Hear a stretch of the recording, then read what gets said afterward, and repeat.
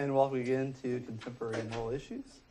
I'm Professor Barberdale, and today is review day. So I'm going to go over part 1, part 2, and part 3 of the study guide, and make sure you're all prepped and ready to go for the exam. Exam is open right now. There are 65 questions, multiple choice, true, false, based on the readings, based on stuff we do in class here, stuff I write up on the Starboard. Those are all archived in the video archive section in the Moodle course, so you can look at those if you want. And as I said before, I think first of all, don't forget you have a 3x5 note card. Please take full advantage of that. It will also help you study, and you may find that after putting together your note card, that all the stuff on there you remember anyway, and you don't need to consult it. But if you don't make the note card, then you won't go over the material as thoroughly, and you might not do as well as on the exam. So front and back 3x5 card, and anything else about the exam. You can have as long as you like. So if you're a long test taker, you might give yourself some leeway. You have to show up at least an hour before they close there. If you want to give yourself like extra time, you might show up 2 hours just so you don't feel stressed. You might finish in 45 minutes. It's pretty rare that anybody takes longer than an hour for this exam. I would suggest, actually, I look at the test, I'm amazed that, like, I wrote the test, and I can't even take my own test in the time that some people take the test. And so I think they're, like, guessing, and it makes me think, they did pretty good. Sometimes even people get an A by, like, going through it in 20 minutes. But I'm thinking, they might have got a perfect score if they would have gone a little slower. So I think read every question. If there's an answer that seems like it fits, make sure to read all the other answers, because it may be that the first answer is an okay answer, but there might be an answer on the bottom that says all the above. There might be an answer at the bottom that makes you rethink your first choice, thinking, "Oh, okay, that was the exact opposite of what I should have put." Also, think about the true false ones for a little bit, because it's easy for people to get 50-50 chance, right? But people tend to do as poorly or poorer than the multiple choice questions, even though hypothetically the chance of getting it right is better. But the thing is, people do this weird thing where they get things kind of switched around in their mind, and so make sure to take a step back when you're doing the true false and think, okay, what's this saying? Is that true or is that false? And make sure to pay attention to the words like not. And I'll say too on the true false, I will not give you a true false like according to demographer Gary, what's his name? Can't remember his name now. According to the demographer interviewed in the NPR article, LGBT people make up 3.7% of the population.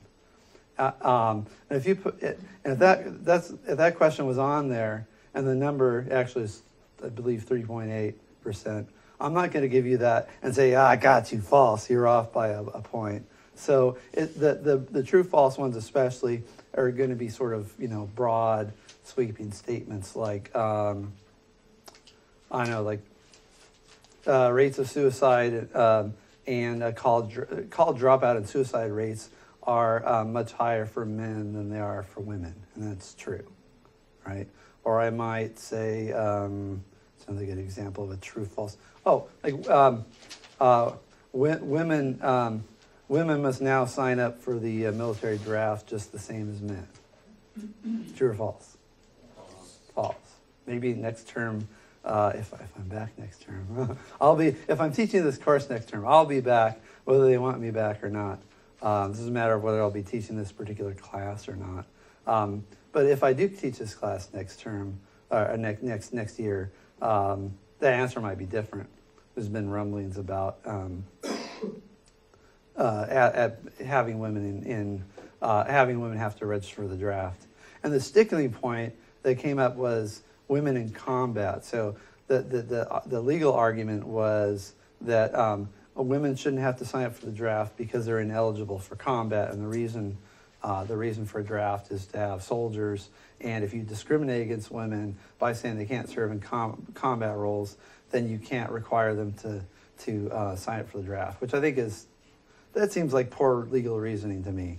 I don't agree with that. It seems that if women can serve in non-combat roles equally as effectively, and if that serves like the military mission best of the armed forces, that you can't say, oh, you're discriminated against in this one area, so therefore you get favoritism in this other area. That doesn't make any sense to me. But anyway, that's what they're talking about now that women are in combat roles and are in combat roles in the military. That's opened the door for the draft.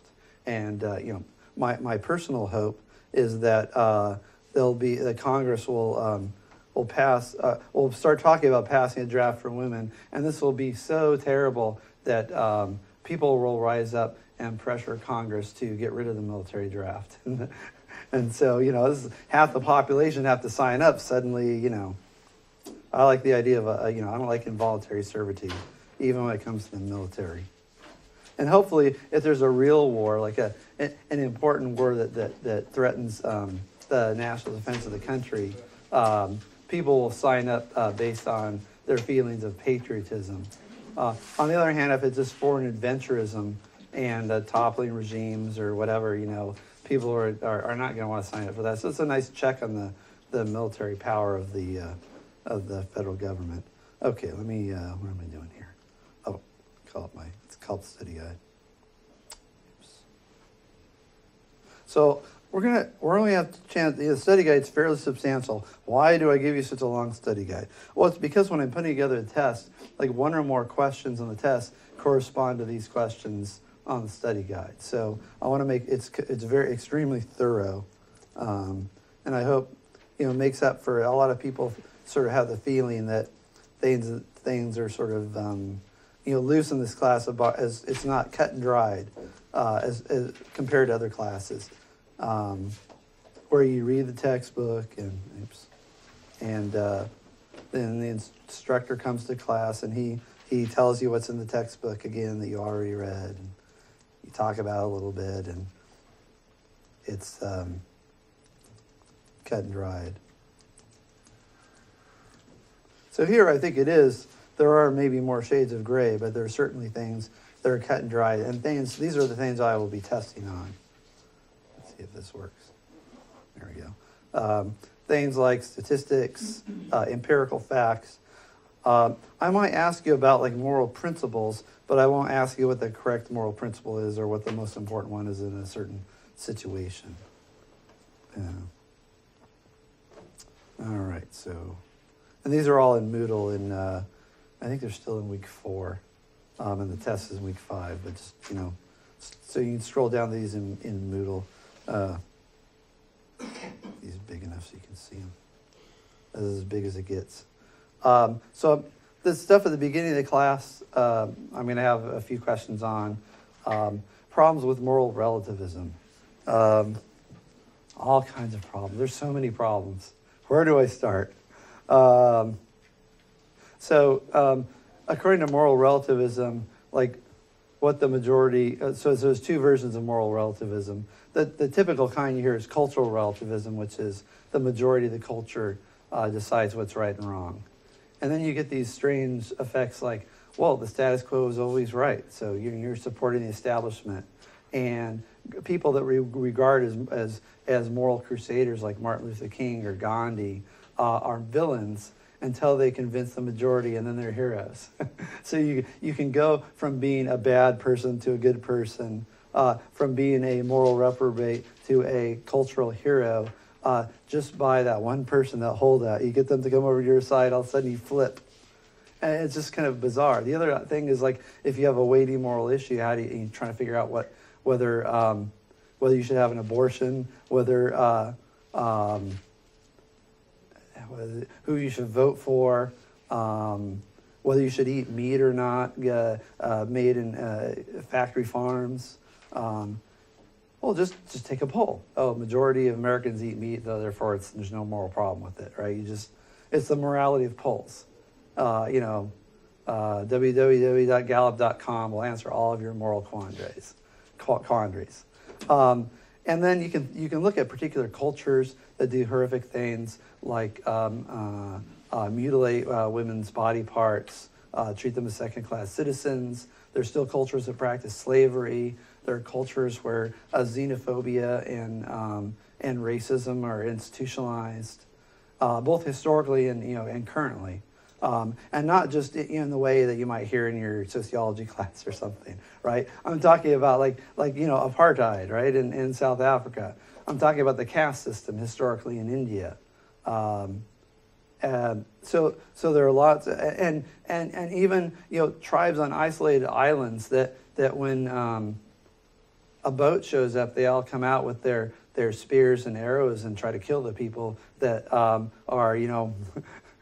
coming to say hello, and they're xenophobic, and there's groups like this too. You get the Nazis, right? You can't say the Nazis were bad if you're a cultural relativist. They're just different, right? Because culture is defined by the majority of a society. The Germany at the time was authoritarian, militaristic, racist culture, and even though there were some holdouts and people that weren't going along with the program, the majority supported Hitler. Hitler won the popular vote. And then the problem with individual relativism is whatever you believe is true for you. And that's got to be like the worst idea ever in philosophy. It's just, if you think about it, it's fantasy land. It's magical thinking. To think that just because I have this belief in my head, automatically that means that it represents reality. It's not true with the money in your bank account. It's not true with regard to whether it's safe to cross the street. It's not true as to whether or not your job's going to be cut at LCC, right? It's or what tuition is going to be next term, right? That's all determined by external objective reality. And so the general rule is you change your beliefs to match up with reality. Reality doesn't mold itself to your beliefs. So why should it be true with moral beliefs as with anything else? Moral beliefs also seem to be, if not totally, largely about other people. So it's not just your beliefs. It's your beliefs about morality or about your obligations and duties to other people. And so that to think that all depends on your subjective mental state is an absurd idea. Also, progress is impossible under ethical relativism, moral relativism. So I look at our country and I think we've made great progress in the way women are treated, the way that the rights accorded to racial and religious minorities, towards even lifestyle differences, particularly in a bohemian community like Eugene. People are very conscious of issues like sexual harassment. You had the number one cable news guy on cable gone. Why? Because he referred to an intern like 9 years ago as hot chocolate, who was African American and apparently very attractive, and also a history of sexually harassing women. Now, maybe it took a while, but this guy had ratings. He had the number one show on cable, and because of his pattern or I'll say alleged pattern of treatment of women, there's the big shakeup there, and at the leadership at Fox News, and they've got a lot of bad PR, and so it's a different cultural climate today than it was 50 years ago, right? Watch Mad Men, you'll get an idea what things were like 50 or 60 years ago. So, but moral relativism says, oh, it's not better, it's just different. A world without slavery is not better, it's just different. A world with the equal rights under the law, it's not better, it's just different. So all those are absurd ideas that make nonsense out of morality, and that's why moral relativism is a giant philosophical mistake. And tell that to your anthropology instructor. Okay. And for the purposes of this class, we're assuming that and if you want to get into arguing about this, come back in the fall, and I'll be teaching ethics, and we talk about this in more detail. But I wanted to get this out of the way because students always revert back to this thing that they picked up in the government schools or their anthropology class, that morality is relative, which, I mean, basically makes it a complete waste of time to talk about contemporary moral issues, because either what you believe is true for you and it might not be true for somebody else, in which case you can just share your feelings and your personal experiences, but you can't really talk about, like, you can't have an intellectual debate or an academic debate, because debates are about facts, they're not about feelings. And then the other thing is, if it's culturally relative, let's take a course, this would be a course of statistics, right? We'd just be studying like the attitudes of Americans, and it'd be Pew Research, it'd be Gallup poll, it would be, we just look at opinion polls all day long. That's ridiculous too. Or we do comparative cultures or something like that. Again, so there'll be about, there might be like six or so questions on that. I mean, 5 or 6, 7 questions, because we spent a lot of time the first week on that. So I think moral relativism is this thing that if you get it, then you be able to get all the right answers to the questions. If you get like the basic concept that if there is such a thing as morality, it has to be universal, it has to apply to everyone in the same way, in the same respect, then you'll get all these questions. And that's what's being assumed for the purpose of this class is moral realism. A fundamental moral premise is a basic idea like everyone should be treated equally, sort of concepts of fairness and justice, concepts of making the world a better place, individual rights, personal responsibility, right? So there are lots of different fundamental. So somebody makes an argument, and they might say, well, I believe in the Second Amendment. Why? Well, it's actually because of legal premise. They might say, I have a right to personal defense by the best means necessary, and that means use of ownership of a firearm in my home. So that's a fundamental moral premise, the right to self-defense. And then an empirical premise would be some fact, like you might say, over 1 million crimes are thwarted by a homeowner brandishing a gun, even without discharging it. That's a statistic. It's about a study, facts that don't have nothing to do with morality. It's based on evidence of the senses. Empirical just means based on evidence of the senses, and whether morality could be empirical or not. That's an abstract discussion for Philosophy 201. But here, I'm making, by empirical premise, I mean a non-moral premise, which has to do with facts of economics, psychology, sociology, those science. Any non-moral fact is an empirical premise. And then a legal premise. I'll say any non-moral fact that's not a legal premise or a moral premise is an empirical premise.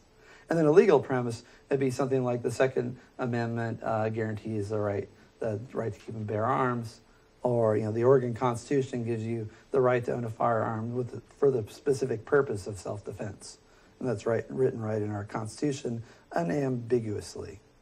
And we talked about these, and you can go back and look at the whiteboard of some examples. I threw out a few a minute ago. You can get more from the whiteboard. Okay, feminism. Innate biological differences between men and women, besides the obvious reproductive equipment. Well, you have testosterone, which gives men more lean muscle mass, makes them more aggressive, more violent, but also more ambitious. And this is why men tend to identify with their careers. They work longer hours. They do dirty and dangerous jobs that tend to pay a little more, but also are more likely to get them maimed or killed. So, you might see somebody who's worked in a lumber mill, and they might be missing a finger. They'll show you a scar where it got lopped off in the rotary saw, right? You don't see too many women working in the lumber mills, such as they exist still in Oregon. Let's see. So men have more upper body strength also, and so doing jobs like being a soldier or a firefighter, where you have to carry a heavy pack, or maybe lifts a wounded comrade, or fire, a smoke inhalation victim up over your shoulder and carry them around in addition to a bunch of equipment makes a big difference. And so the tendency has been to water down the physical standards for women because, on average, women have less of this kind of strength. Now, again, individuals vary. You look at the women in professional wrestling, right? Or Corey Everson, who's a female bodybuilder. She'd give me a headlock and I couldn't do anything about it. She could kick my ass. She'd be a great soldier. But your average, take your average woman and your average man. The man's going to be stronger, have more lean muscle mass, and be able to do things like pull-ups is a good example, right? So you look at the average woman, is just able to do just a few pull-ups, and men that are in shape can crank out 20 or 50.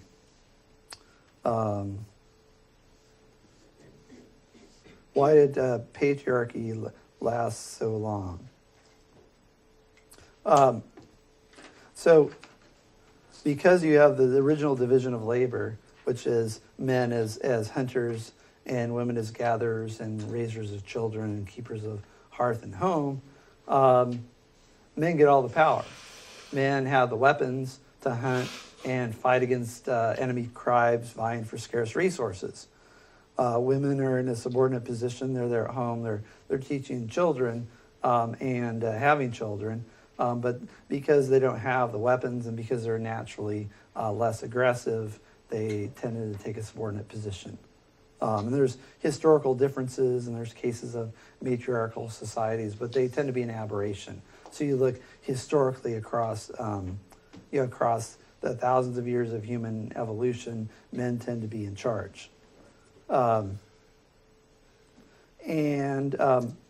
What changed that? Well, really, it's not until the modern age where you have, and despite the wonderful contributions of the suffragettes like Susan B. Anthony and others in second wave and third wave feminism, apart from that, there are changes in the material conditions. And this is social. We fall within the social sciences. So, Marx was wrong about lots of things. One thing he wasn't wrong about was that culture springs from the material conditions of a society, and including sort of division of labor. And when you come to the Industrial Revolution, which Marx wrote a lot about, you get women coming to the workforce because they no longer need to take long years to learn how to make handmade goods. You can just show up to the factory and just do some repetitive motion over and over and over again, 14 hours a day, right? So bring your kids along. If something gets caught in the machinery, send Johnny in there to unstick it and hope he comes out with both his limbs. So in the Industrial Revolution laid the groundwork for women's rights and women in the workforce, because you didn't have to worry about your protege, your apprentice, who you poured your time and energy into and is going to take over for you and support you in retirement. You didn't have to worry about your apprentice getting pregnant and running off with some man. Right? So, and then World War II and the contraceptive pill are the other two things. So World War II got people used to Rosie the Riveter, women being in the workforce. And then the contraceptive pill means that you can have normal, heterosexual relationships with a man and not get pregnant, right? So that set the stage not just for women's rights, but for sexual liberation and throwing out the shackles of puritanical oppression to some degree. But the contraceptive pill made it possible for women to put off childbearing and have a place in the workforce. Women's rights outside of North America and Europe, aka the West, pretty sad. You run the gamut. China actually surprisingly was better, apart from the killing girl children because you only get one kid and people wanted to have a boy. That's pretty horrible. But the communists focus on egalitarianism. Women were actually more equal than men at some times in the 50s and 60s than in America. And now they're sort of going back the other way with the new leadership. But you look, by and large, you look across Asia, Africa, the Middle East, women don't have it nearly as good as they have it in Western Europe and the States and Western culture because of the focus on individualism, individual rights. Also, I would say those are probably the big things. So, again, in Saudi Arabia, a woman can't drive an automobile. In many of these countries, particularly in the Middle East, Islam is extremely patriarchal religion, and Christianity and Judaism are too. But Christianity and Judaism have been tamed by Renaissance humanism. And so during the Renaissance, people mixed their Judaism and Christianity with Renaissance humanism and these ideas of liberal democracy and freedom of religion and separation of church and state. And those ideas, for lots of complex reasons, didn't take root in the Middle East, or also in sub-Saharan Africa or North Africa, and by and large not in Asia, except for in those areas where there's Western influence, like Taiwan or Hong Kong, where women's rights are actually better. So the long and short of it is equal rights for women in America and Europe, pretty darn good, although not perfect. Other parts of the world, much more guarded. And many places, women are treated as a property of their fathers or husbands. Who has more college degrees? Women. Even graduate degrees, women. Who's more likely to drop out? Men. What about these stats that say that women only make 70 or 80 cents on the dollar compared to men? What are some explanations besides institutional discrimination, which may be a factor, particularly I think in male-dominated fields, and I think particularly in jobs like ice road trucker or oil worker. Probably it's tougher for a woman to get a job doing that, or construction work. I think in academia, teaching, it's actually probably better for women. And I think even in fields like engineering, there's lots of social pressure to hire women because of their lack of representation. So also pretty darn good. So if you're a female engineering major or even a philosophy major, the world is your oyster. So what are some other explanations for this wage gap? Well, you have women that take time off work and they go and have kids. They're out of the workforce for 5, 6, 7 years, and lack the experience they would have gotten during that time. And often the women actually care about things other than money. Men tend to be very salary focused, and will put up with more for more money. They tend to go into jobs that might require lots of travel, time away from their family, and women won't put up with that. So women go for other lifestyle factors, and they go into fields which pay less in a market economy. And that's just the choices that women make, and the choices everybody else makes on the value they place on things, right? So in a market economy, what a job pays is based on what people are willing to pay for that good or service it produces. And so so that shows that some of these jobs, like social worker, art historian, down low on the totem pole, economics, you get a degree in economics, engineering, you go into sales, you can make lots and lots of money. But who wants to be on the road all the time? You can be an accountant like my brother, and spend your time with spreadsheets all day long, and I'd rather be homeless myself. Maybe I will be, but and I could do it, but I just going through all this budget cut stuff. I'm thinking, God, this is what my brother does every day. No wonder he drinks. So women, they go for the job that they like. They go for a pleasant working environment. They go for a job with flexible hours so they can spend time with their children, and that sort of matches what's going on in society.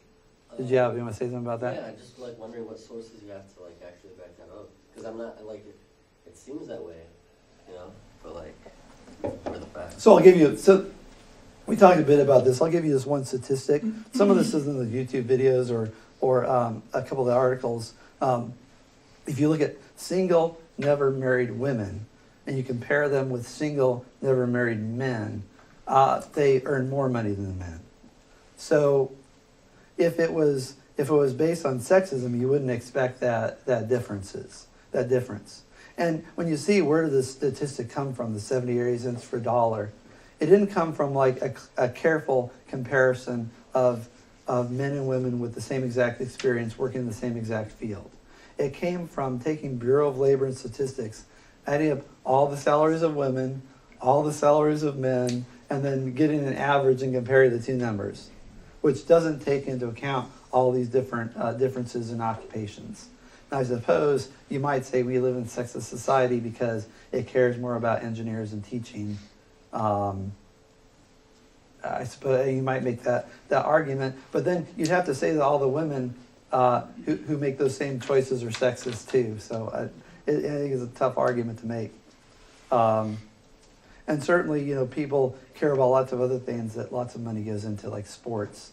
And people tend to care about sports more than education, or sports more than the opera, right? So you might say that's bad too, but it's just popular taste.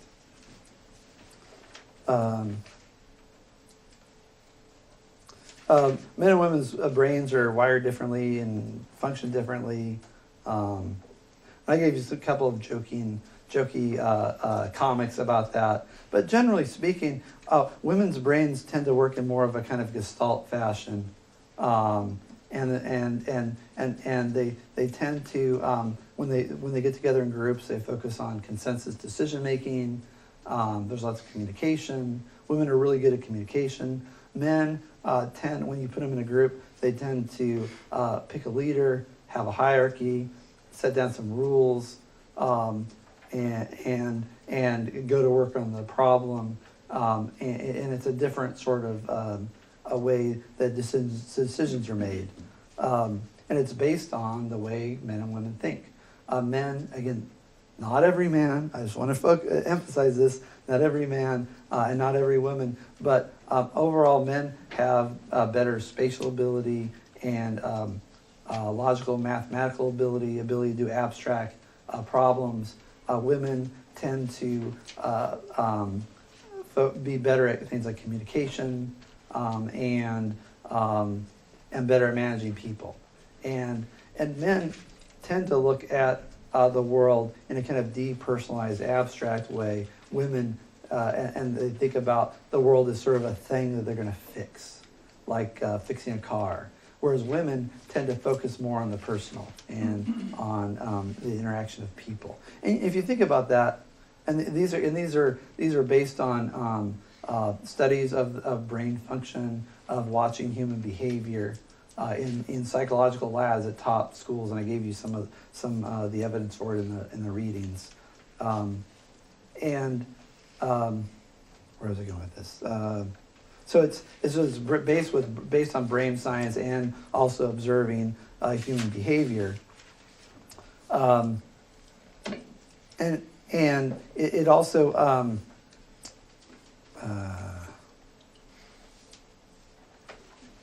I'm not sure where I was going with this. Oh well, anyway, so there are differences, and those differences come out in terms of why women tend to go in something like human resources, and men tend to more often be accountants. And again, it doesn't mean that, like, for example, I remember I was in high school, and this girl in my calculus class, she could run rings around me and do, she could do derivatives in her sleep. She's much better at math than me. So these are averages and tendencies, and people are on a spectrum as far as how male and how female their brains are. And so this accounts for differences. Oh, I know what I was going to say. This makes sense if you look at our evolutionary history, right? Men are going out to hunt. They got to be quiet, right? They have to have rules to make sure that one guy doesn't like charge out and try to get the animal while nobody else is ready. You got to move in formation, right? It's like sports, right? And same thing if you're fighting a battle. The chain of command is super important when you're fighting a battle and it's kill or be killed, whether you're against other human beings or whether you're trying to kill an animal that might have big fangs and tusks, and or just might get away and you're going to go hungry. And so it's part of our evolutionary history that's still with us today. And we ignore it at our peril, although again, it's not a reason or excuse to treat people differently. But when you're thinking about public policy and you're thinking about trying to explain human behavior as a social scientist, you need to take that into account. So first wave, why is feminism a dirty word to both women and men? So majorities of both women and men say, I do not consider myself a feminist. And the number one and two reasons they give is too extreme is the first one, and then anti-men, right? So when people hear the word feminist, they think extreme anti-men. And so even though women who will say, I'm not a feminist, but they might say, but I believe in equal pay for equal work. I think women should have equality under the law. They don't consider themselves to be feminists. So first wave feminism had to do with property rights, being able to inherit, having the right to vote, being independent of your father, your husband, being able to have your own bank account. I mean, these are all things that were very difficult for women in the 19th century. They're treated like children, basically. Second wave feminism had to do with a fight for equal rights in the workplace,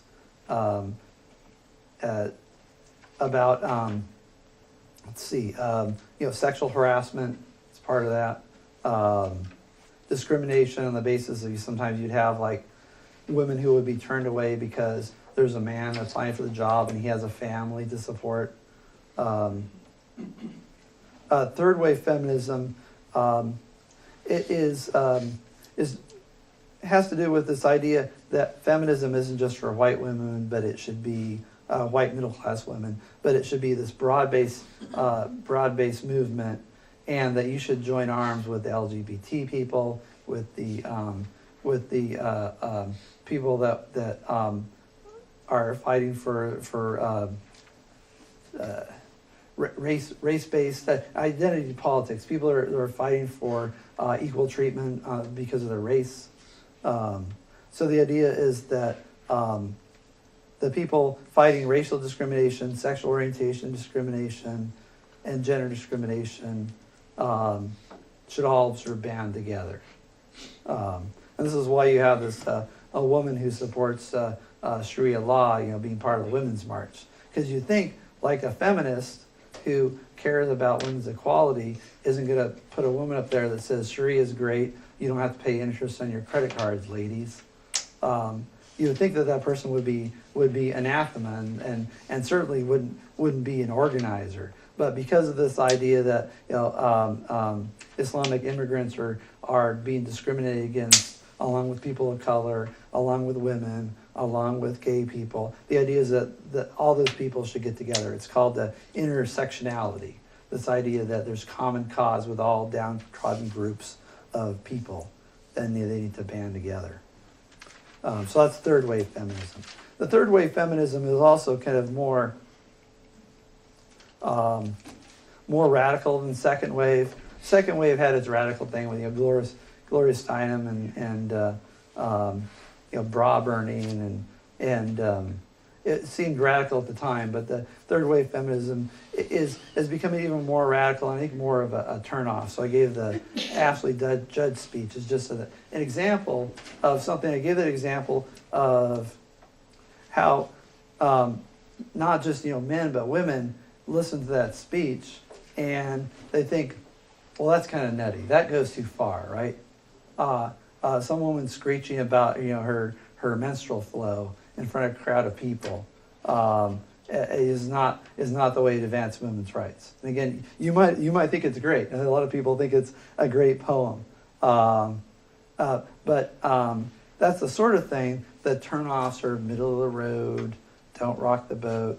I'll say socially conservative people, which make up like a big part of the country that say, well, I believe I'm against discrimination against women, but this goes too far. This just seems kind of nutty to me, and I don't want to be associated with that. And so when I see this women's march that's supposed to represent all women, I see Ashley Judd out there ranting and raving, I'm kind of embarrassed to be a woman. So that's the reaction of some people. So this is why feminism is sort of has this pejorative connotation for some people. Warren Farrell talked about the effect of the feminist movement on men. So men, he says, have a higher suicide rate. They drop out of college more often. Their specific needs and problems aren't being met. He says they're more likely to go shoot up a school, right? So you get all these ways in which he feels like men are being left behind by the feminist movement, or the feminist movement has come at the expense of men, and raises some issues about it. And in particular, he talks about the discrimination in family court, where you get large numbers of divorces came with the feminist movement, and men tend to be separated from their children, and this is very hard on them. And also, what are the other issues he talked about? Oh, the suicide rates, and I think those two things he focused, and college dropout rates. Let's see. Underappreciated challenges. So I'll just leave that. That's those. That'll do it for that one, I think. Let's see. Challenges to. Well, what changes to male dating and marriage behavior might be seen as a reaction to the feminist movement? So that's men are even more reticent to commit, if that were possible, right? So you had in past times, men would settle down a lot earlier. They might kind of play the field for a while, but after a while they'd settle on someone, settle down, have a family. And men are putting off marriage and family, sometimes indefinitely, and often just much later. And the part of the reason is that they're not needed. So it used to be that people would get sometimes for religious reasons, and sometimes just for financial reasons, people would get married and earlier. But now that women are in large proportion in the workforce and can be independent and can even adopt children, or get have like a surrogate or something, they can a sexual surrogate and give birth without having to be married. Men are sort of going their own way too. So there's in Japan you have the what are called the herbivore men, or the grazing men, who are sort of they're dropped out of the rat race. They're the opposite of what they call the salary man, which is basically a guy that worked himself into an early grave, long hours at a corporation. So these guys, they take part-time jobs just to get by. They love anime, and they spend time on either sort of metrosexual.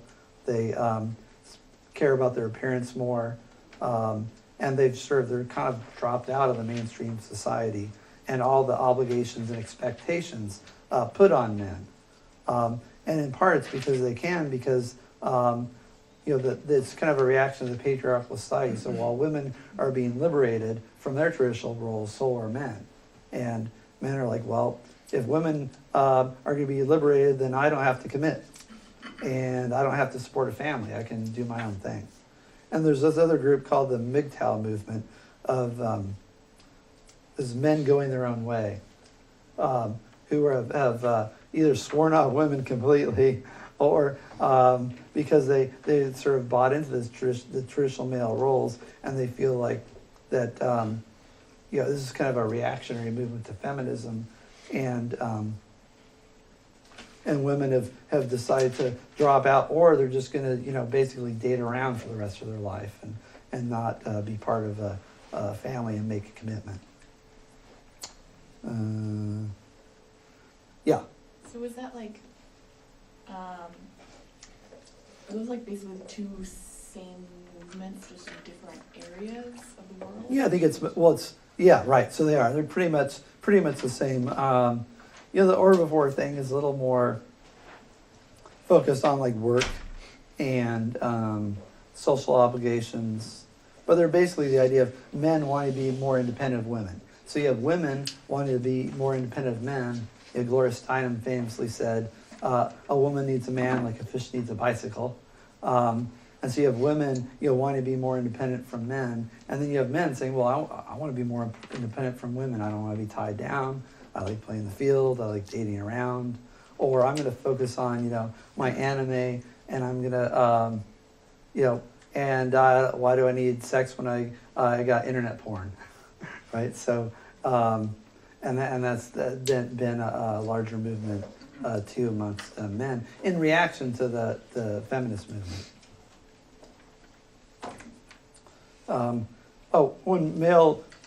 So one of the things I talked about in this male-female teacher-student relationship, people often make different judgments about, although some people in this class have offered more egalitarian takes on this. I gave an example of something that came up in the news as I was putting this study guide together.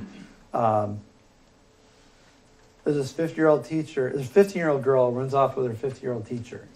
And it's treated like a kidnapping, like it was a stranger that abducted her off the street. And the police are chasing after him. There's an APB. There's wanted posters all over. And you see a video, and they're kind of waltzing into the the Walmart to pick up some supplies. They're over in this cabin, a little love nest they have there,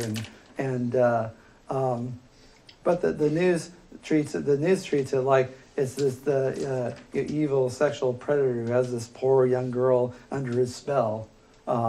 And is sexually abusing her, and you see the parents saying, "Oh, I hope my daughter's okay. I hope she's safe."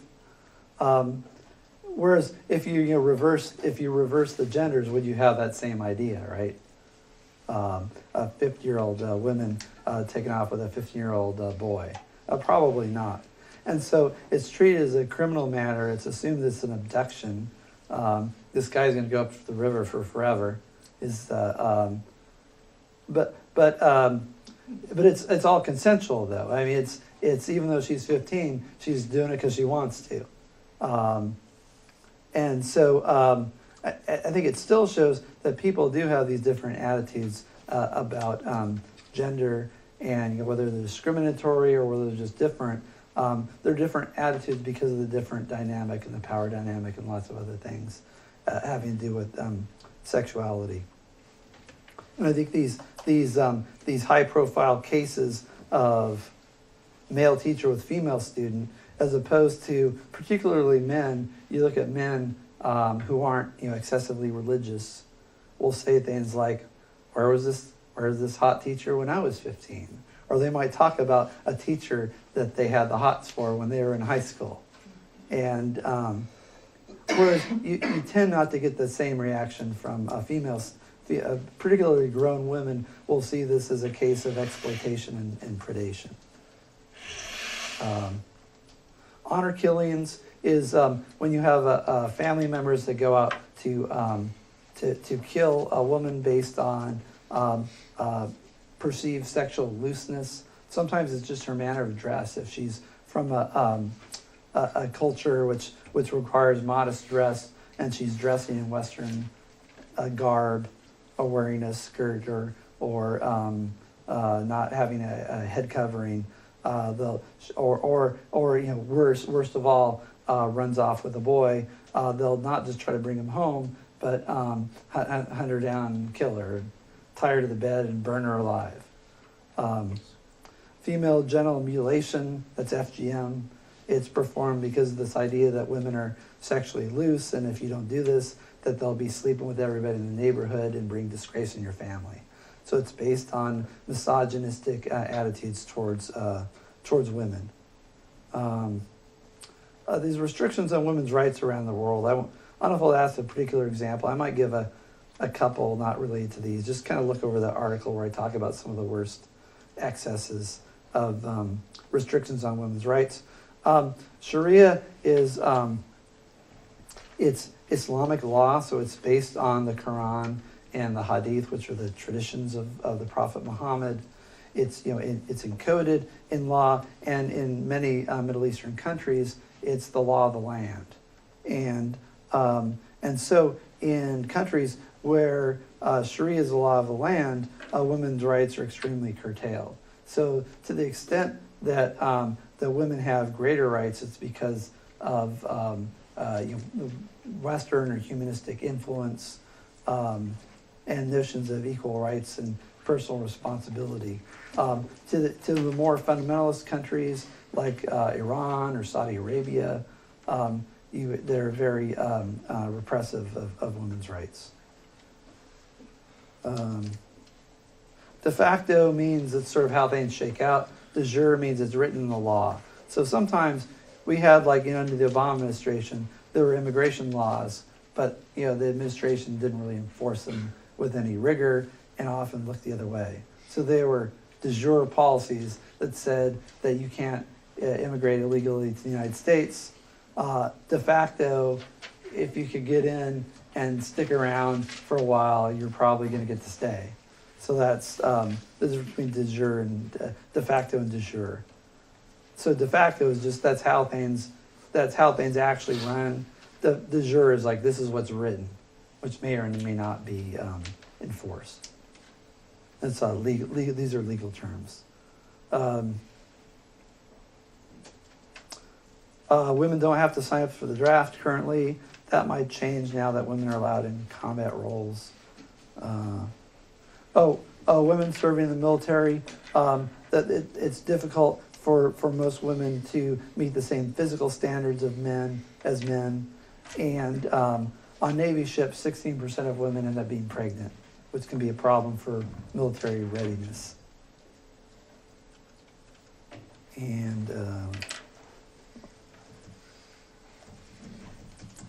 What was that percentage? 16%. I'm almost done here. We'll take our break as soon as I finish this next paragraph if I get my mouse to work.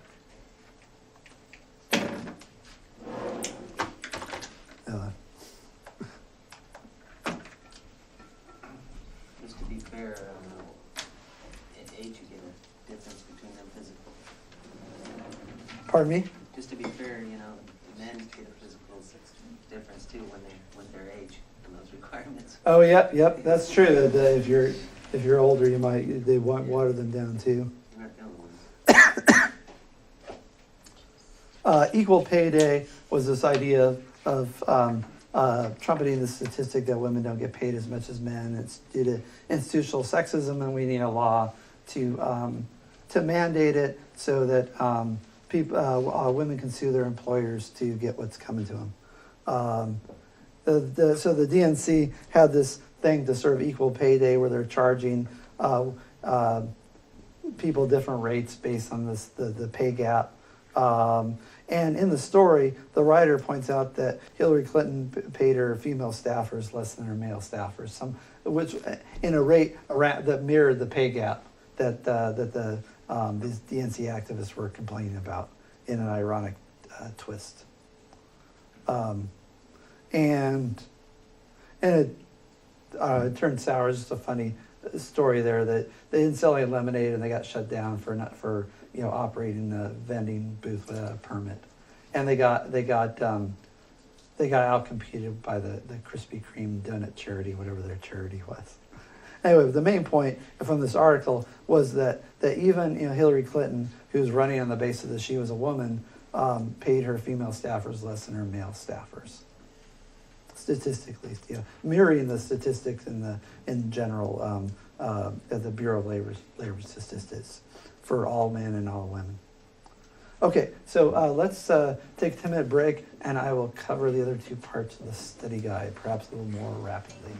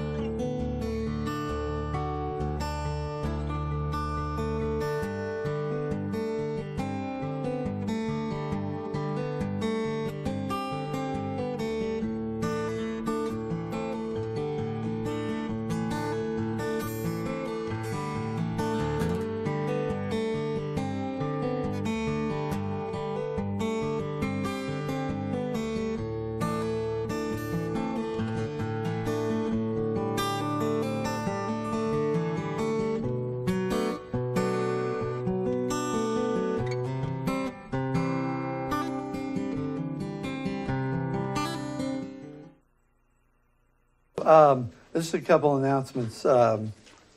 One is that the readings for Thursday are up on immigration, so we'll be talking about those Thursday, starting a new section.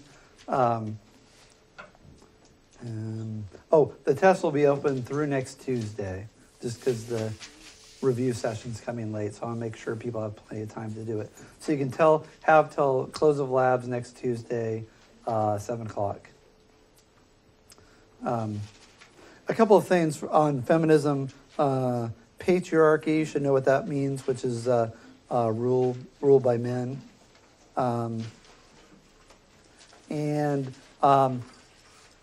I mentioned this, but I want to focus on it that men, because of greater testosterone, are more violent and more likely to commit crimes like murder and assault.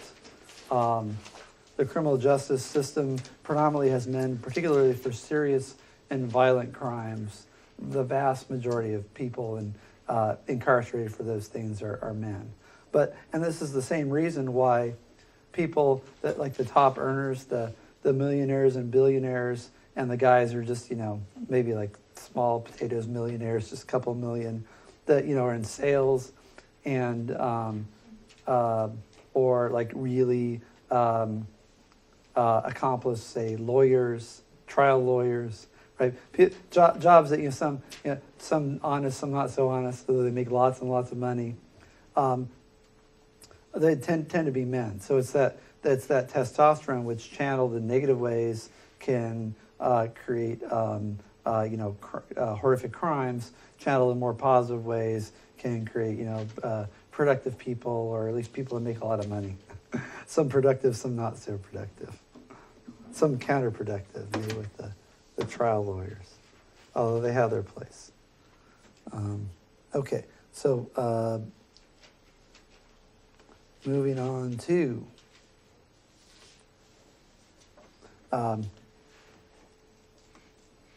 LGBT issues. LGBT stands for lesbian, gay, bisexual, transgender. Sometimes there's a cue for questioning at the end. The letters are getting kind of long. This is the shorter version. Gary Gates, that was his name. Gary Gates says they're about 3.8% of the population. The CDC, Centers for Disease Control, also has this because looking for correlations with sexual orientation and disease, and particularly with AIDS, but also for things like alcoholism, domestic abuse, which are considered to be public health issues. So here, they said 96.6% of adults identified as straight, 1.6% gay and lesbian, 0.7% bisexual, and then I don't know for a remaining 1.1%. So roughly you can round it off to 97% of the population identifies as heterosexual, and so this mirrors, right, the 3.8%. It's pretty. The numbers there are pretty close. So let's say I think in the exam I have 97%. I might have 96.6. According to the Gallup poll, what's been the trend? So people in the last decade in particular have changed their mind about same-sex relationships and same-sex marriage, and you get more now. A majority of people approve of both gay relationships and gay marriage. And although there's still a percentage that think that they're morally wrong, I won't ask the particular percentages, so don't worry about that. Or the percent. I will say, I won't ask for an actual percentage, but you should know that large numbers of people oppose homosexuality for religious reasons. It's heavily stigmatized in the Bible, both the Old and the New Testaments. And I gave you some passages that talk about it. also an Islamic religion, heavily stigmatized.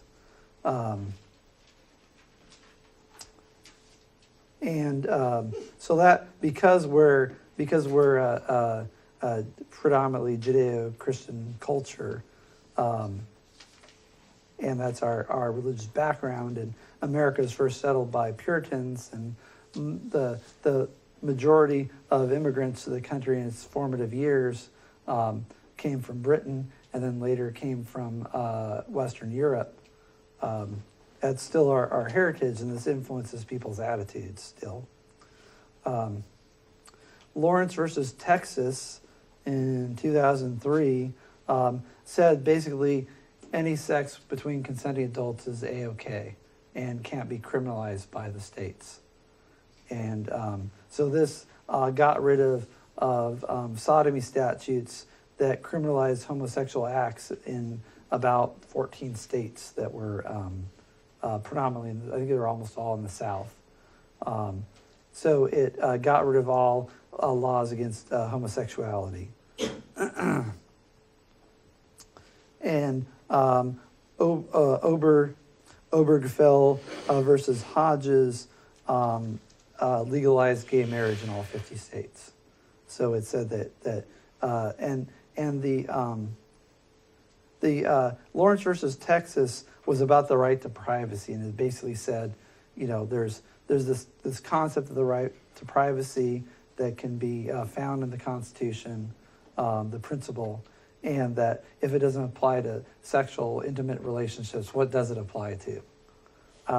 And then sorry, did you have a question? I was just gonna ask what the years were on those. The Lawrence versus Texas is 2003. Obergefell versus Hodges, I think it was 2015. I want to ask the year. It's fairly recent. 2015 or 2016. Was it last? I'm trying to remember if it was last spring. 2015, I think. So, so the reasoning for Lawrence versus Texas was the right to privacy. Obergefell versus Hodges was mostly the equal protection clause. So people are accorded equal protection of laws. You can't have laws which single out groups of people for punishment or for different treatment. And so at the time, it was applying to freed slaves, and so the idea is the same principle has to be expanded to gay people that want to get married.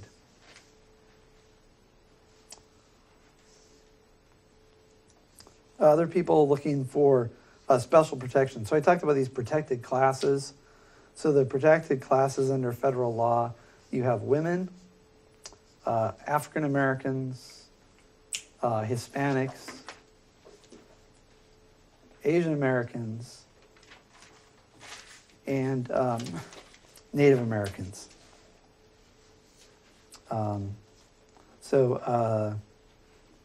Women, Black, Hispanic,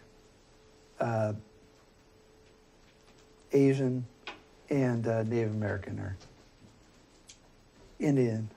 Indian to me, a person of native blood. I was looking at my tribe. I'm like, can I reestablish connection with my tribe? I don't know, but each tribe is different. I'm like, I'll move up to Washington and be with my people.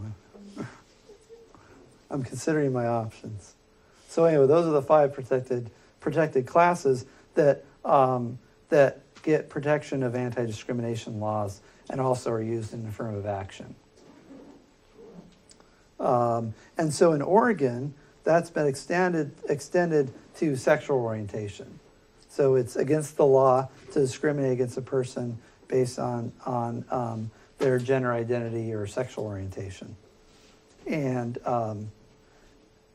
let's see. And so these non-discrimination laws apply to everybody. So if you have everybody who has a place of public accommodation, meaning a restaurant, a shop, a school, anything that's place that's not a private club.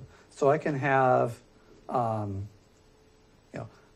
deals, racist, misogynist, sexist, homophobic, club of deplorables and moral reprobates.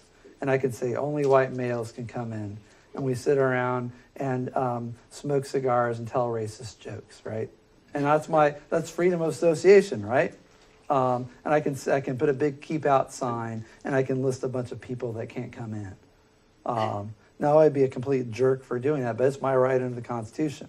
It's freedom of association, right? But as soon as I say, here's my restaurant, I can't tell people based on whatever to go, based on certain things to go out. Now, interestingly, I can say no shirt, no shoes, no service.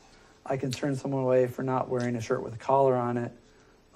If someone looks sketchy and has tattoos or body odor or looks like a vagrant, I can ask them to leave. But if I ask someone to leave because of their perceived sexual orientation, because of their race, because of their ethnic heritage, and it can be proven, I'm going to be in a big world of hurt. The EEOC is going to fine me. I might lose my liquor license. All sorts of bad things can happen to me. And I might be sued in civil court as well. So there's a difference between a private club and a place of public accommodation. So this is why, like Sweet Cakes by Melissa got jumped on by the Oregon Department of Labor because they're violating Oregon's non-discrimination law against LGBT people by refusing to cater to a gay wedding. Let's see. Other legal restrictions on marriage. So there's people that can't get married. If you're a close blood relative, you can't get married. You can't marry your sister. A man can't marry his own grandfather. Can't marry your own daughter. And also you can only marry one person, so you can't have multiple marriages. And there are historical cases, particularly amongst the royalty, where people would marry their sister, where people would even, I think in some cases, marry their mother. But now Oedipus did it, but it was an accident. But brother and sister marriages or close blood relatives, and states will vary in what the laws are, used to be done to as part of a political alliance. And polygamy has a long history, right? Even in Judaism, you had kings that had lots of wives. It's Solomon and David had thousands of wives, right? And then concubines, which were women they weren't married to, but they had sex with. So, and in Islam, you're allowed up to 4 wives. And in Mormonism, before the federal government threatened them, they practiced polygamy as well. And there's some fundamentalist Mormons that still do that today. So then the question is, if you're going to allow gay marriage, should you get rid of all laws that say, if you're going to say the male-female doesn't matter, why does the two-ness matter?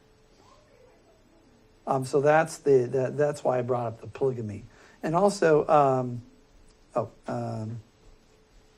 and also the incest. So I have the mother-son relationship, which is against the law, and they're not going to go to prison, but they could. There's a law that says if you have relations with a blood relative, you go to prison.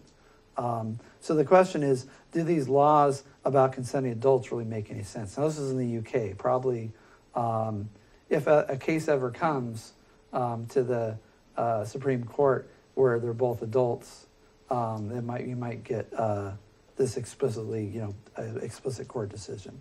But why do people object to incestual relationships? Well, they're kind of yucky, and people think they're gross, right? Well, people have the same attitude towards gay relationships, right? So is that sufficient reason to criminalize something? Now you say, well, what if you have deformed children or whatever? But there's people get married when they're postmenopausal women still have the right to get married. People that can't have kids or don't want kids get married. And that's increasingly a lifestyle choice of people who get married and don't have any kids. Is their marriage invalid? Should it be a requirement that you reproduce if you get married or be able to reproduce? So it seems like that's not a reason to prohibit gay marriage, because older people or people who choose to be, childless by choice can get married, and gay people can always adopt children. There's long lines for adoption. Let's see. So the Sweet Cakes by Melissa, they got a big fine from Oregon Department of Labor, and it shut down their business because they refused to cater a gay wedding. And so what's at stake here is that they did so based on a religious objection to homosexuality. And so this pits, the rights to freedom of religion against the rights to non-discrimination. And the question is, who wins out? And in this case, the non-discrimination state rights won out over the federal First Amendment rights. So the Mississippi went the other way. So Mississippi sees this happening in Oregon, and so they preemptively pass a law that says in Mississippi, your rights to your religious beliefs come first, and that if there's someone who wants you to cater their gay wedding, you can feel free to say no, and they can go somewhere else.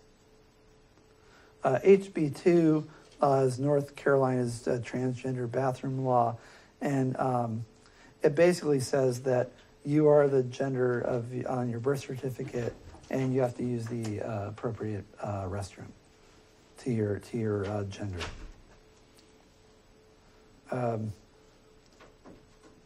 Other countries, again, it's the same with women's rights, LGBT. If you're a gay man in Iran, you could be publicly executed. They take gay people and throw them off the rooftop. Sometimes horrifically tortured, repressed. So over in Western Europe, it's a lot more friendly to gay people, and perhaps better in some countries than in the U.S. I just talked about the incestuous polygamous relationships, and even the human pet thing. So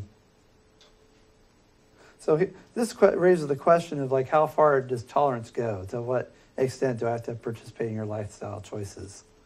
And there was a couple, and I think they were booted off a public bus or something like that. And there was a guy leading his girlfriend around a collar, and they're like, "This is our identity. This is who I am. I identify as a human pet. We're into the BDSM lifestyle, and this is our thing. And it's our right to freedom of expression." And probably this wouldn't happen in the U.S., but Britain, I think, is a little less. What's the word for it?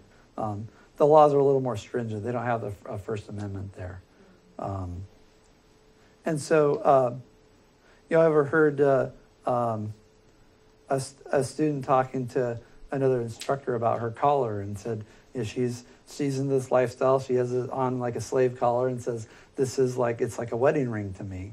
And I feel like people look at me funny and they discriminate against me based on my lifestyle choice. And I will wager this will be polygamy and the sort of alternative lifestyle stuff is going to be in 20 years. It'll be what the LGBT thing is today, and it's probably the next wave of social change. And probably you all will reach.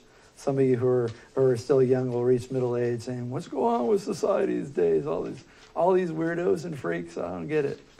So it's kind of interesting how movements, how society evolves.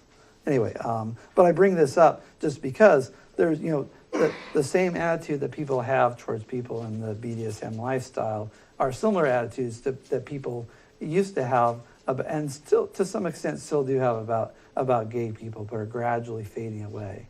And so it raises questions about what are the limits of tolerance, and should the law be extended to maybe include these other things as well? And if not, sort of where do you draw the line is the questions raised here.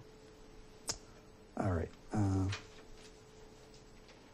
Doing pretty well. This one's kind of long. Oh, Lordy. All right, I'm going to go a little faster here, make sure we get it all in. So The American Anthropological Association says race is a social construct. It doesn't really exist except for in the minds of people. I could have more in common genetically with an Asian person or a black person or a Hispanic person than I could with another, white person, right? So the number of genes that control your outward appearance are very small compared to the whole pool of genes. Walter Williams, and I had something similar in my, I read from a prompt for the video students, had this idea of affirmative action or diversity grading policy, which awarded people points or took away points based on their racial or gender identity. And the idea is, if you think that would be an outrage or would be unfair, why do you accept this in college admissions and in employment? Strong and weak forms of affirmative action. So strong affirmative action changes the final outcome. So you give extra points to a person based on their race or their gender or their ancestry. And then weak forms of affirmative action create special programs to help people be more competitive. So like our rites of passage program here at LCC, or I think the TRIO program, programs that are aimed at various disenfranchised minority groups to try to help them be more competitive, is weak affirmative action and considered to be less problematic by most people. What do you say strong was again? Strong is giving people points that might determine the final outcome. So the idea is when you're applying to college or trying to get a job, you show favoritism or engage in preferential treatment for different people based on their racial identity or gender. So weak affirmative action says it's a level playing field once you get that point. But before you get to that point, we're going to try to have some special programs to try to even the playing field early on. The problem with compensatory justification, so this is like paying people back for what happened to their ancestors, is that the people that did all those things are long dead. And you have, in order, when you give preference to some people, you take away preference from other people. So then you end up with a person who may have come over here, and then their ancestors may have come over in the 19th century. Like mine coming over from Armenia and England, and at least on the Armenian side, I don't think anybody owned any slaves. I have native blood too, and so those people were victimized. So I'm a mix of people. So what do I get? Do I get punished because I'm white? Or do I get favoritism because of the Armenian genocide? Or do I get favoritism because of my native blood? And how much do I have to be? And so when you start talking about paying people back for things that happened hundreds of years ago or even decades ago, it gets problematic because people and people are not. You're holding people responsible for what their ancestors did, and most people think that's sort of a primitive. The notion of ancestral guilt is a primitive notion that has no place in a modern society. There's another problem here. So here's something to think about. So this is particularly true. Also, you get people who are like immigrants from the Caribbean or West Africa who their ancestors weren't here during slavery at all. And then, paradoxically, African Americans whose ancestors were slaves are better off economically than if their ancestors had stayed in the African continent. Because you look at the rates of poverty in the place where slaves were taken from, all markers of like economic and social well-being, people in America are doing better, and people in America were doing better even in under Jim Crow and segregation. American descendants of slaves were better off the descendants of than their ancestors would have been if they would have stayed in Africa and not been kidnapped and brought over here. So it's kind of a weird thing, right? You think about, people will say, well, because you have white privilege because your ancestors had all this wealth and they passed it down to you. But it's also true that had the wrong of slavery not been done, the people living today who are the sons of slaves wouldn't be as well off as they are now. So take that counterfactual as you will. But it raises all this, you get these weird paradoxes when you deal with these what ifs. Well, what if this had happened? What if that had happened historically? And try to pay people back based on things, you know. And the question is, how far do you go back? You know, do you go back 100 years, 200 years? How far is too far? Okay, get going here. Economic affirmative action. Let me say one more thing about this concept of privilege and racial guilt, is that just because a person's a member of a group doesn't mean that they're personally responsible for any of that. So it sort of violates the concept of personal responsibility. And you have people who are like middle class and grew up, you know, privileged, and you have, you know, poor white kids that grow up in Appalachia or some depressed area who might have it rougher. And just going based on skin color, you know, it paints with a broad brush and treats people in different ways that doesn't address the underlying problem. So economic affirmative action tries to address that by saying you should have special treatment based on poverty, which is associated with race, but not the same as it and doesn't always follow it.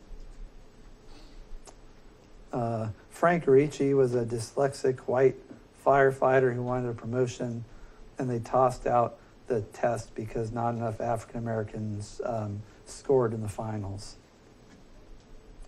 And basically busted his ass trying to score well, and they threw out the test, and he sued and won in the Supreme Court. Thomas Sowell, the African American writer, talks about affirmative action being a fraud, and he says it's because there's no evidence that having black role models or having a critical mass of black students in an institution is any help to black students or employees. So, and then he points to the University of California. When they got rid of affirmative action quotas, you had higher graduation rates amongst African Americans at lower tiered schools because they weren't being promoted because of their race, but everything was done on merit.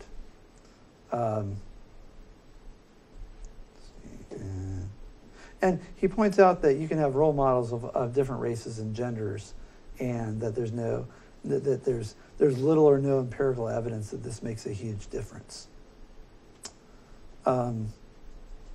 So Asian students have problems in that they typically are overachievers as a group and end up getting squeezed out because of quotas for other minorities, primarily blacks and Hispanics.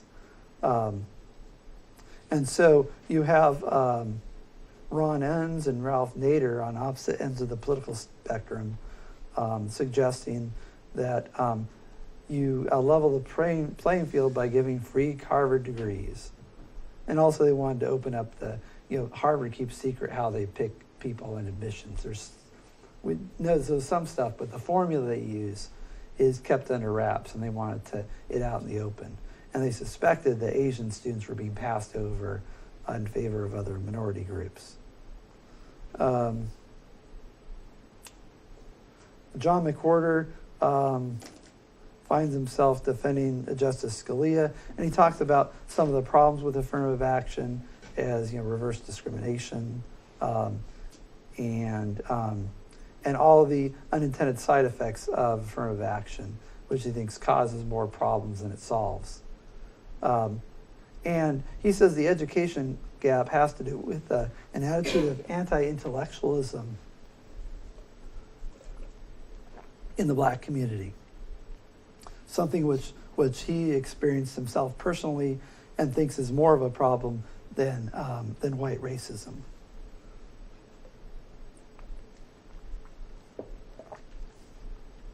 We talked about the groups targeted for special treatment under affirmative action: women, blacks, Hispanics, Asians, and Native Americans. Groups not who don't get help, special help. Jews are in the affirmative action category, even though they faced horrendous discrimination. Armenians, despite the Armenian genocide, don't get a leg up. And then other categories like fat people, ugly people, people that face all sorts of horrible stereotypes of being lazy and stupid. Or victims of lookism. Those people don't have affirmative action categories. People who are overly shy, have social anxiety. I suppose there might be some disability thing that you might go for, but so there are lots of things that people face discrimination on that have nothing to do with race, gender, or sexual orientation, including groups. Arabs don't have, and people from the Middle East don't have their own affirmative action category, even though they're probably a group singled out for discrimination, post 9/11. Okay, where are we at?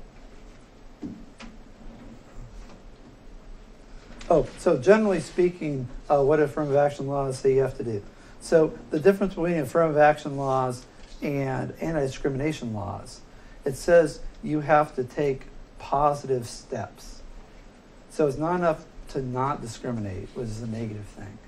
You have to show that you've been taking positive steps to recruit, admit, and retain minorities of the targeted protected classes. So the key difference is positive steps versus not discriminating.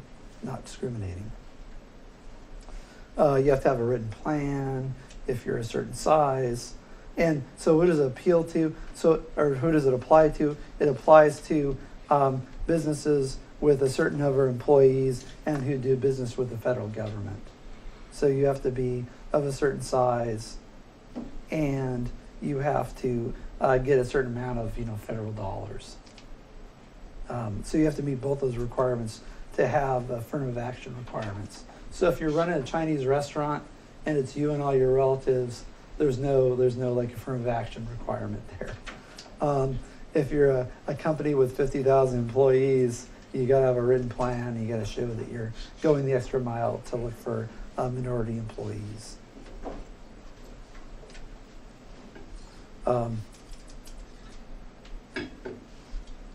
And examples would be like advertising in minority publications or publications geared at women when you're looking for an employee.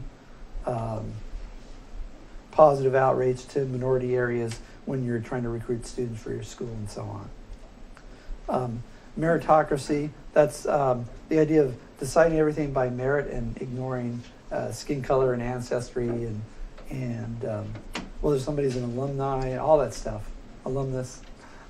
So the idea of meritocracy is that you make hiring and college admission decisions purely based on academic achievement, test scores, grades, things like that, and ignore all these categories. That's something I stumped for in Rethinking Diversity.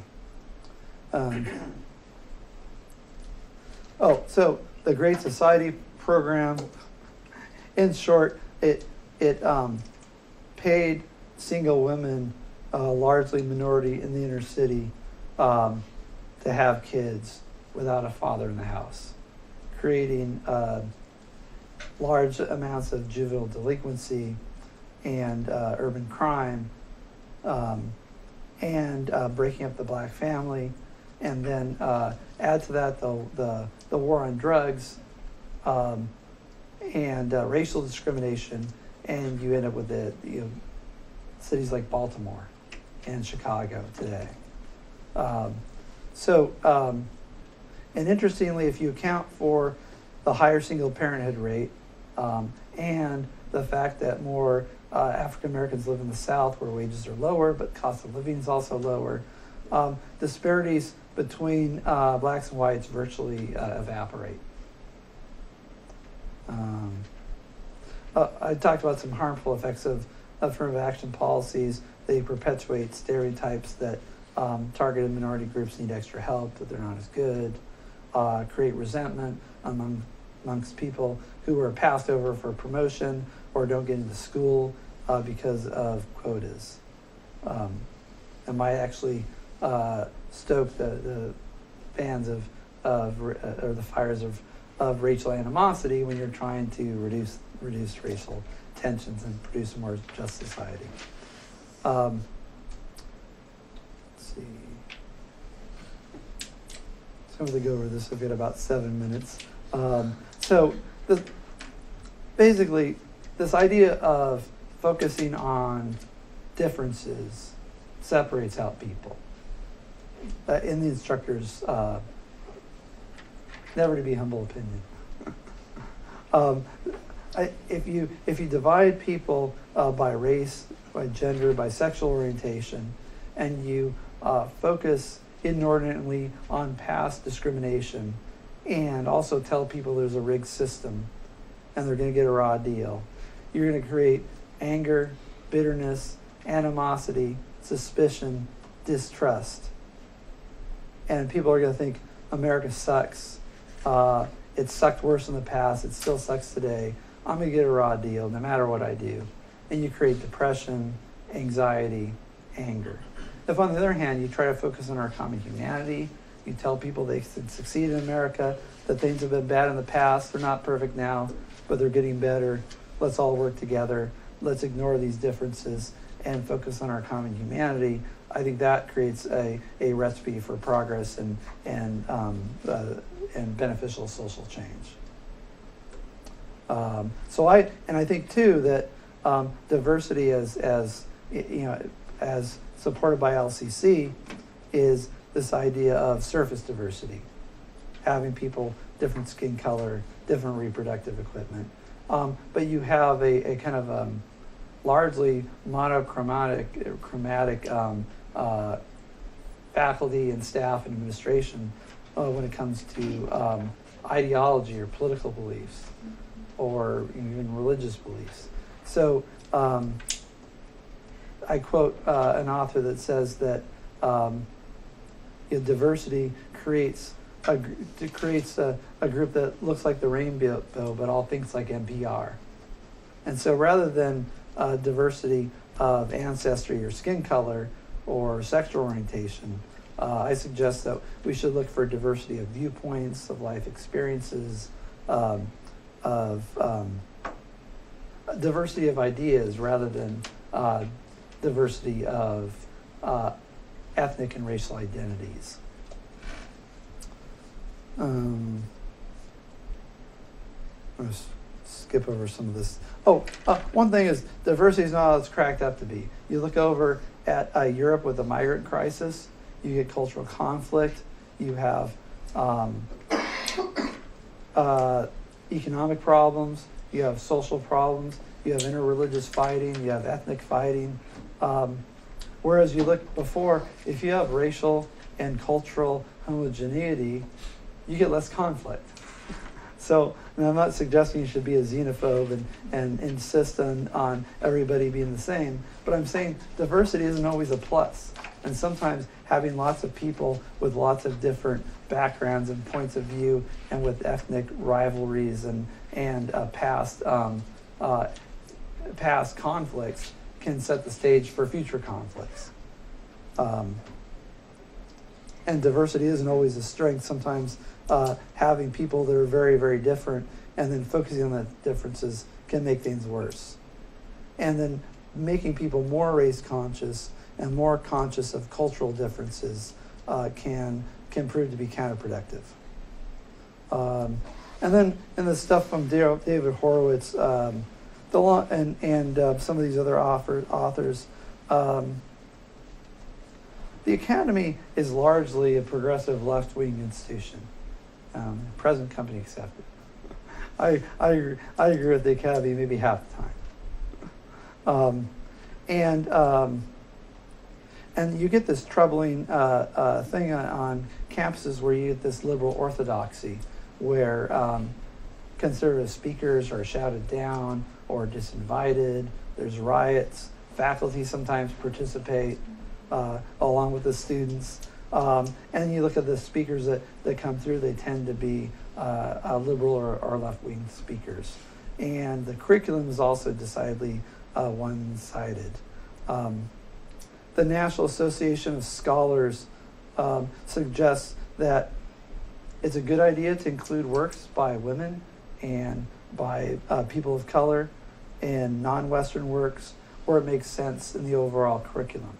But you should not boot out Shakespeare to make room for transgressive LGBT poetry, for example. Or and the idea is that you should make these decisions based on merit and a holistic approach, not with this idea of sort of righting wrongs or have like a affirmative action quotas for non-Western or minority authors or works, particularly when you're dealing with a historical field where these groups have been underrepresented historically, but that's because that's how history shook out. Peter Schwartz says the concept of diversity itself is a racist notion because it assumes that just because a person's skin color or their gender that they think a certain way. So it's a way of stereotyping people. And so the notion is if you have cultural or ethnic diversity, you're going to get diversity of thought, and that's not. And that assumes that, you look a certain way, you're going to think a certain way, which is a stereotyping and racist notion. Whiteness, the study of whiteness is a study of all the wrongs done by white people throughout history, and how people with light-colored skin perpetuate these wrongs even today, and how we got to do something about it.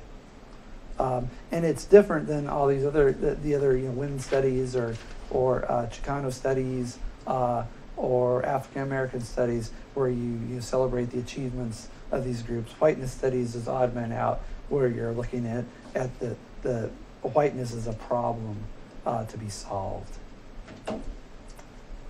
And that's it for the review. Sorry we had to go through that fast. I have office hours right after class today, and make sure, does everybody sign the roll sheet? Anybody not sign the roll sheet? Okay, cool. Make sure to sign it before you go. Thursday we'll start in on immigration, legal and illegal.